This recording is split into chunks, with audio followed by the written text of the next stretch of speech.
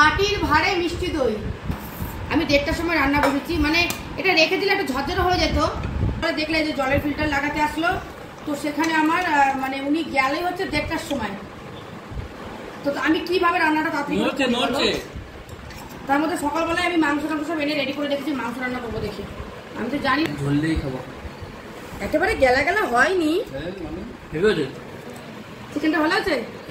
Chicken না mutton মনে হচ্ছে। তার মধ্যে গোটা গোটা কিন্তু লঙ্কা দিয়েছি, কাঁচা লঙ্কা দিয়েছি, মশলা কম, টমেটো বেশি। ফাটাফাটি না, হেভি টেস্ট হচ্ছে। কি স্বাদ! এর মধ্যে হচ্ছে লঙ্কা কুচি দিয়েছি, পোলাওতে আমি লঙ্কা কুচি দিয়েছি, বাসন্তী পোলাও।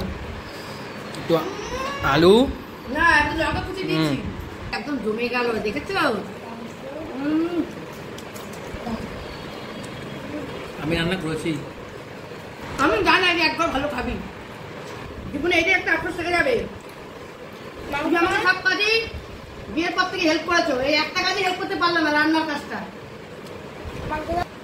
আমি দইটা উদ্বোধন করলাম, ওটা ভালো হবে।